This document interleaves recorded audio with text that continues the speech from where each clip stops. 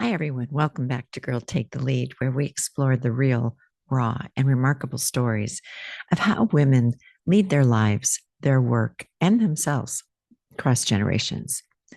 Today's conversation is a very special one. We often think of aging as something that happens to us, but what if it's something we actually can shape through intention, attention, awareness, and small daily choices? My guest today is Vicki Gold, a retired physical therapist with more than 50 years of experience and the author of Aging Safely, Wisely, and Well. At 80 years old, Vicki is still learning, still teaching, and still discovering new ways to move through life with strength and confidence. In our conversation, we talk about posture, breathing, fear of falling, slowing down, beliefs we carry about our bodies, and why the way we move physically often reflects how we move mentally and emotionally. This episode isn't just about aging well, it's about living with awareness at any age. So let's get started. Here you go.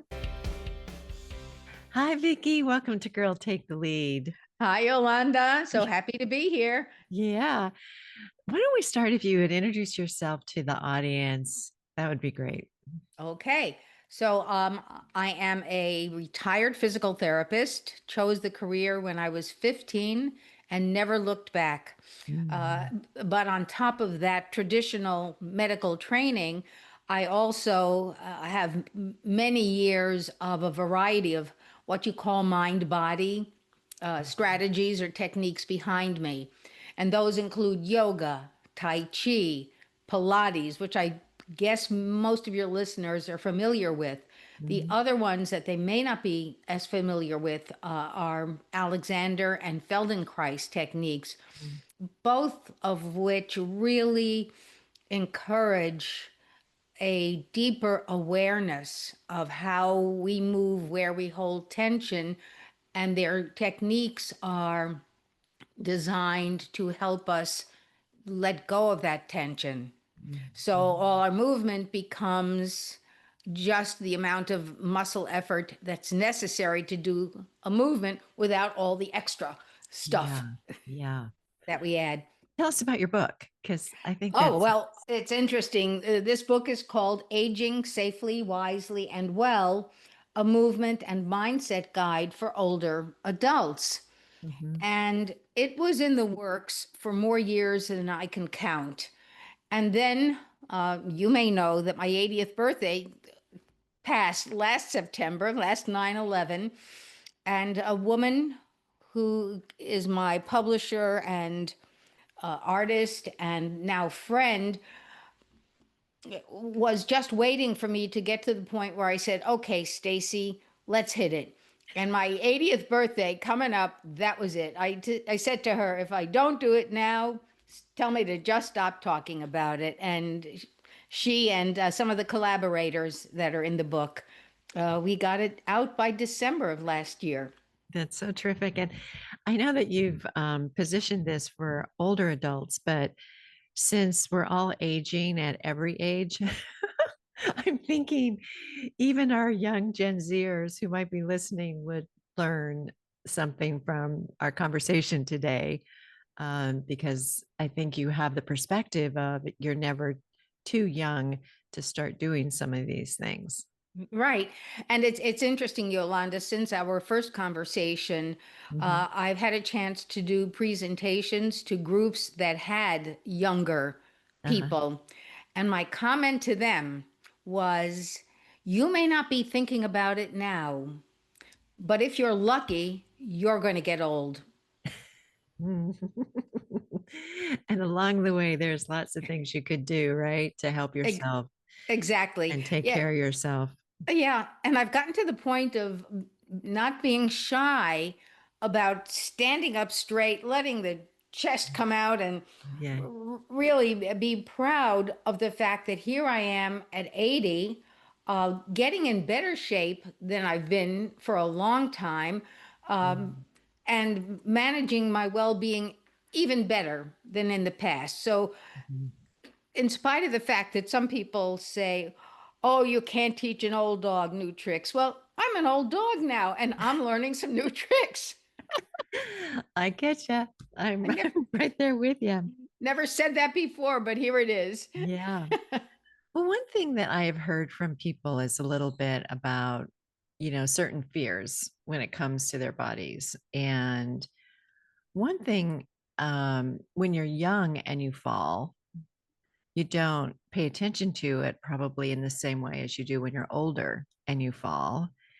Um, and it seems that there's some research out there that tells us that falls tends to be the greatest concern for a lot of people, especially as we age.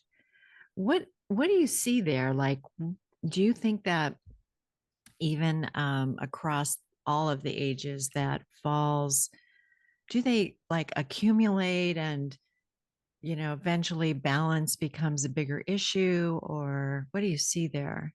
So I see a couple of things. One is, of course, among people who have any history of falling, because at a younger age, they could already be developing what is generally referred to as fear of falling. Mm, Older people whose balance, whose flexibility, whose strength may be diminishing because they may not be participating in programs to maintain their physical well being without having a fall, they may still have a fear of falling. So I'm smiling because they're not just a fear related situation. I mean, falls can happen because of circumstances. Your pet runs in front of you, you trip over it, your grandchild or child's mhm, toy, winds in the way. So there are circumstances in which, no matter how healthy, mind mhm, and body you are, you can fall. I think for preventing falls, which is what I would say the majority of people are interested in, you really have to start with your mental attitude towards falling.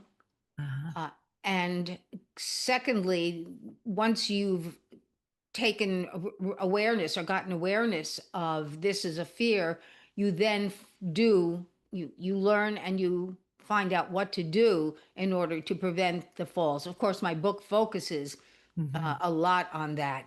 I think of a patient, more than one patient that I've had, people who have had some type of circumstance that has compromised their balance and they have this fear of falling. mhm, The typical reaction to someone who says, I'm afraid to fall, is to say, oh, don't worry. If you're the therapist or the person with them, I'll be here to support you. I don't say that. My comment to anybody who's afraid of falling is, if you've got fear, yeah, if you've got the fear, mhm, be aware that that fear, if you give it control, is going to tighten you up and cause you to not have the balance reactions that you need to prevent a fall or catch yourself. mhm, So my strategy is to tell the person, yes, it's okay, it's natural, it's understandable that mhm, you have a fear of falling, but now I want you to speak to the fear and I want you to tell it, I know you're there, but I'm not going to let you be in control. mm, I'm in control. And in conjunction with that, Yolanda, I also use a lot of suggestion, what they call the power of suggestion. And mhm, I will actually have a person repeat the words, I am tall, strong, and confident. mm, Right. And inevitably, I'll get somebody who says, but I'm not very tall. I'm not confident. I said, it doesn't matter what your so-called reality is. I just want you to say the words, I am tall, strong, and confident. And if you try this with any negative or fearful thought that you're having, if you just use a more positive, empowering suggestion, it's almost magical. that you will feel your body let go and Uh, respond in a positive way if you're giving it yeah, positive suggestions. I love it. Well, that's an example, I think, of what you talk about mind body connection, that the Yes, two have to kind of be in sync with each other. absolutely. This is a good point to mention the two ABC systems I have. The first one, which is now called the ABC mind body system, focuses a little bit more on how we manage our bodies physically. So, that ABC system is alignment and recognizing the importance and the value of good posture. And we could talk about I'm all the trying to different sit up very benefits. straight right now. All right. And the B of this ABC system is breathing, but it's conscious breathing and focusing on slow, prolonged exhalations and learning that breathing is a tool for de stressing and increasing your energy.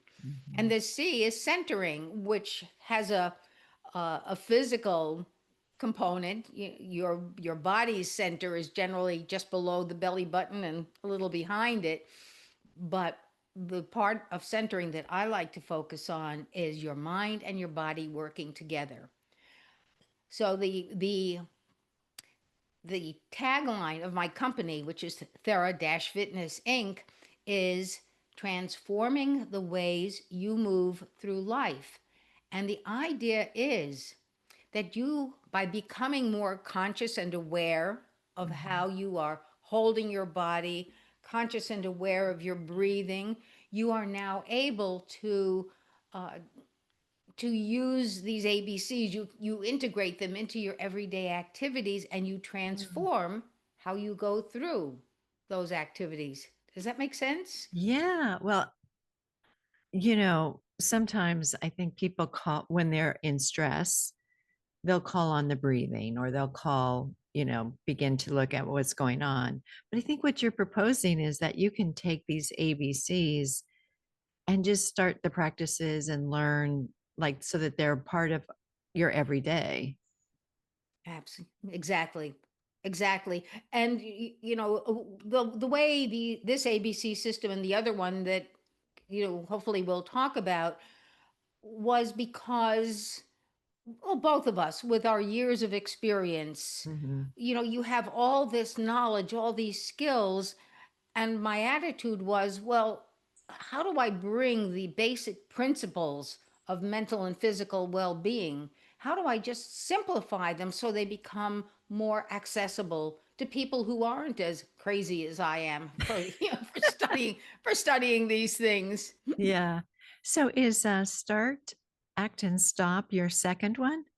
So that's actually a strategy under centering. Oh, okay. Okay.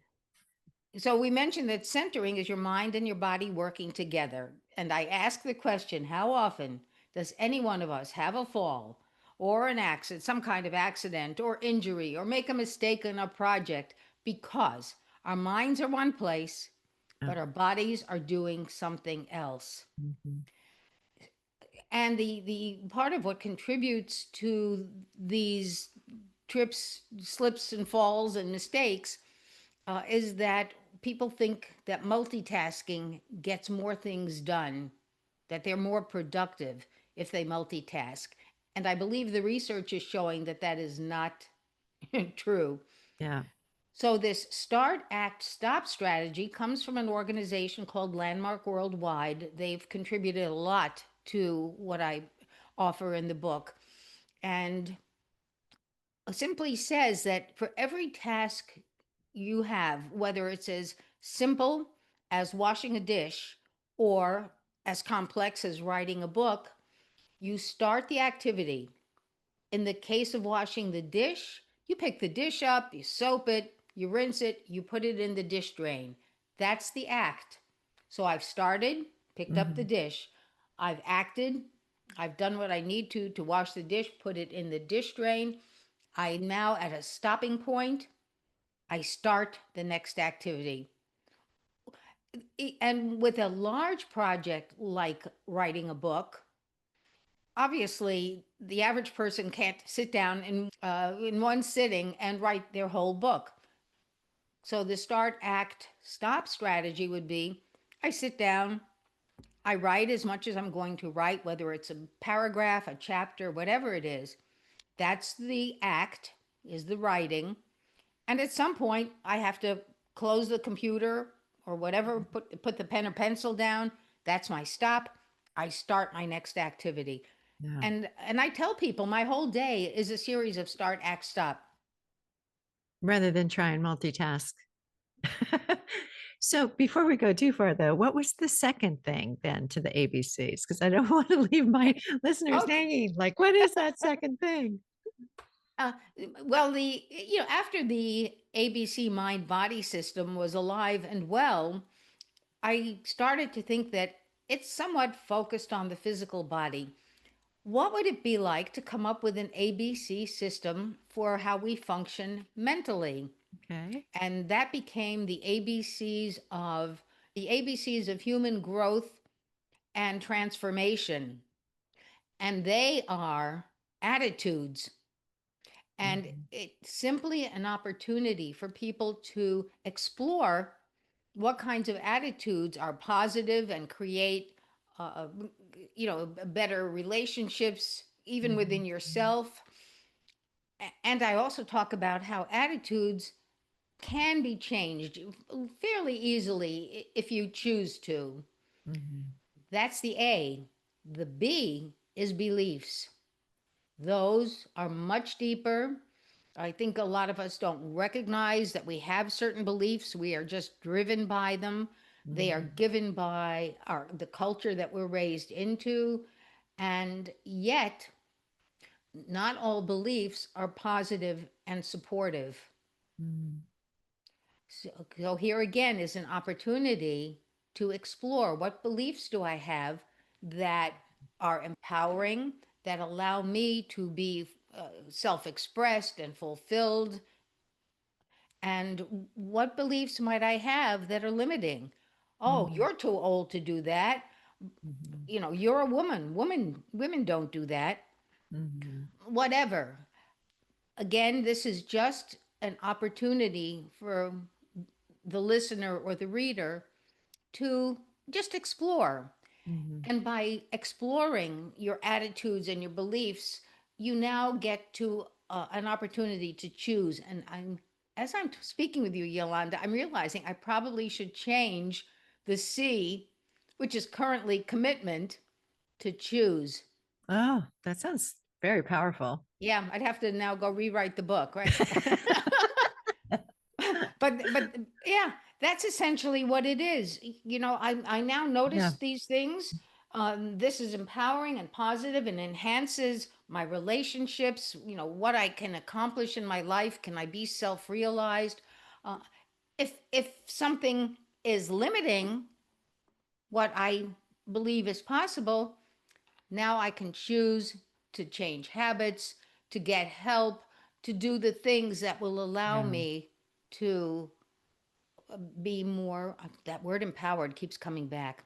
Yeah.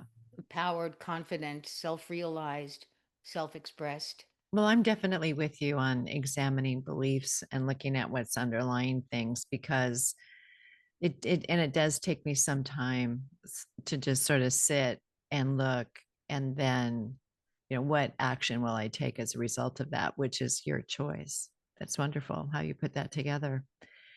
Another thing you talk about in the book and in quite a few places is slow, Yes, right? So yes. tell our listeners a bit about slowing down. Right. Uh, the reality is that this ABC mind body system actually has a total of 5 components. So we do the alignment, the breathing, the centering, but then I've got a segment I call slow motion. And it doesn't mean that you should move in slow motion like in the movies, but it does discuss several ways in which slowing down Mhm. can be beneficial. It's beneficial because it's a way to de stress. Mm-hmm. It's beneficial because it's a way to minimize the possibility of accidents. Mm-hmm. And in a physical conditioning, from a physical conditioning point of view, if you imagine yourself standing and getting ready to sit down in a chair, if you do it in slow motion, what you are doing is actually creating a strengthening exercise for your sit and stand muscles. Mm-hmm. You're also having a better chance of improving your balance. So that's why slow motion is the fourth element in the ABC mind body system. Yeah, I think it's such an important one because it seems like when you're in your 30s and 40s, you're just like on a treadmill and you're blah, blah, blah, blah, blah, blah, blah, blah, blah. And I think it's so important to take that time, no matter what age you are, to slow down and to give yourself time. There are two physical safety reasons to slow down. One of them is to prevent loss of life.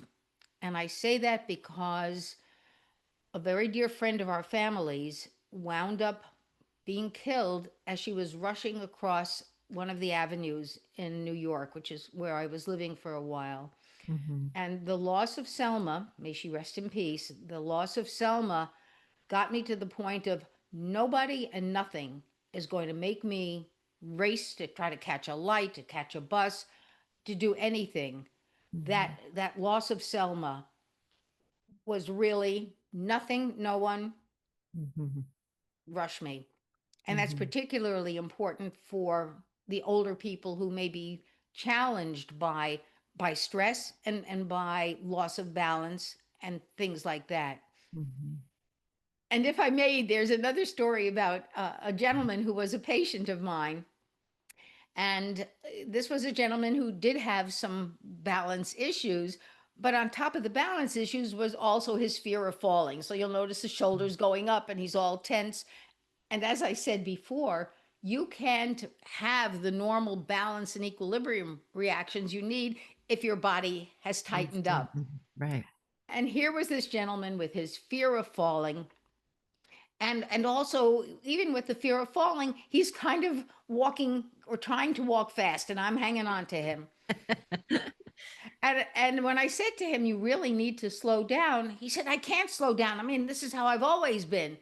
And Mm-hmm. in the book, I tell how I made this thing up. I certainly didn't learn it in any school that I went to. And I got in front of this gentleman and I said, "I want you to say what I say exactly as I say it." And here we go. Slow motion. Uh-huh. And I drew it out. And of course, everybody giggles because, my face got all funny looking and it sounded so silly. But he eventually he eventually mimicked me, and Mhm. did it. And the amazing thing, I've got several amazing stories, but this amazing situation was that his walking slowed down and normalized. Instead of those quick steps that he was taking, I got a slower, more Yeah. natural walk. Yeah. So it's in the book. It's funny. It's as silly as can be. But if it But works, that's all I cared about. well, I think you're helping us, see that it's so important to focus, Mm, and to like there's certain places that I know the pavement is really uneven. And I'll say to myself, okay, alert, watch where you're walking, mhm. focus here. Um, because the ground is not always smooth Yeah. and you can definitely lose footing no matter who you are or what age you Mhm. are. So I definitely think that you're helping us really. And then you see people working their phone, talking, walking, and I look at Distractions. right. I, Distractions. Yeah. I look Distracted at the driving. Yeah. right. I look at it and I go, oh my God, an accident waiting to happen. Because we've got, no matter what, we have to focus. We can't Yeah. do it all. Yeah. And Yolanda, I'd like to bring people back to the alignment, breathing, centering, those ABCs. Right. Because when you or anybody is walking on one of those uneven surfaces, the tendency is going to be to look down at your feet, look down, and of course, the tightening up related to fear of falling. Hmm. So it's understandable. However, the, this is where I want you to keep reintegrating alignment so you get your posture right, because when you're bent over, you're throwing off your alignment, you're potentially throwing off your balance. So Uh-huh. you all right, you think of blocks when they're piled up. If the Yeah. blocks one on top of the other, they're not going to fall. If one of those blocks is shifted forward, think of your head on your trunk, Yeah. all right, the possibility of a fall is greater. Yeah. So here you are on this uneven sidewalk, shall we say. You align. Doesn't mean you can't look down. You certainly want to be aware of what's on the ground, but you don't need to look down like this. Yeah. Learn to look down with your eyes, but keep that postural alignment. Say the words you need to say, I am tall, strong, and confident, and let your body be free to move as naturally as possible. I love it. I love it, Vicki. That's so good.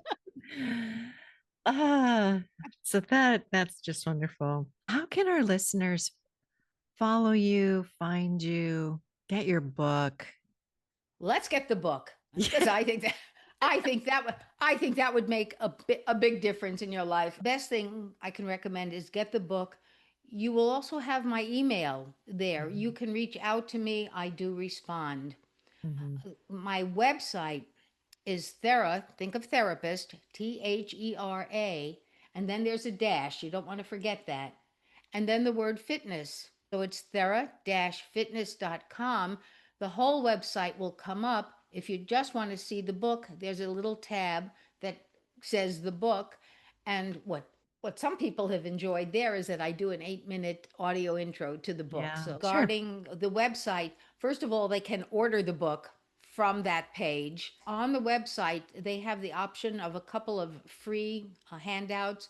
One of them is called 9 Tips and Tricks and Strategies for Reducing Stress, and breathing is just one of them.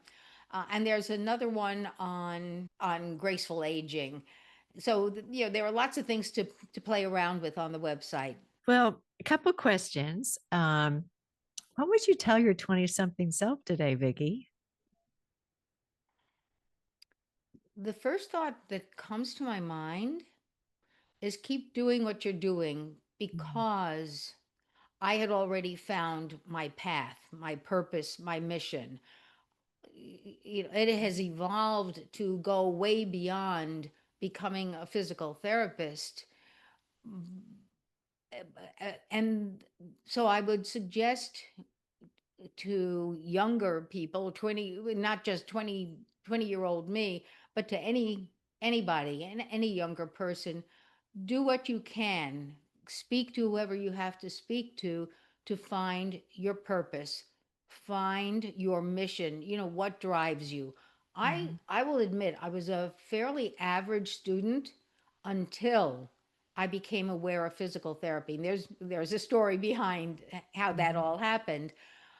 And once that became clear that that was going to be my path, going through school, going through college, it was infinitely easier and more exciting. So that's one thing. The other is be aware of any mental mental limitations you may feel. I probably, as outgoing as I always was, there was probably always some struggle with confidence about being good enough. I think that's almost a universal Mhm. concern for not just young people, but Mhm. people of all ages. So just learning to accept your uniqueness and that you have something to contribute that's different, not better, not worse, but different from anybody else. Get your purpose, discover your uniqueness, and just nurture it. Mm. Boy, I need a soapbox. No, that sounded pretty good.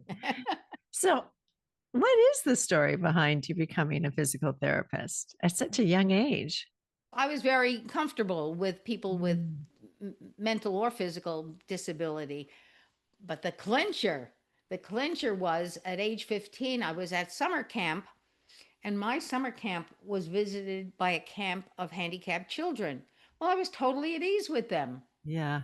Totally at ease. I mean, I'm on their wheelchairs. We're riding down hills at the dance. I'm dancing around the dance Yeah. floor with them. Yeah. And it was their counselors who said to me, Vicki, what are you planning to do or be, when you grow up, which I haven't done. Yeah. Yeah. And God bless immaturity.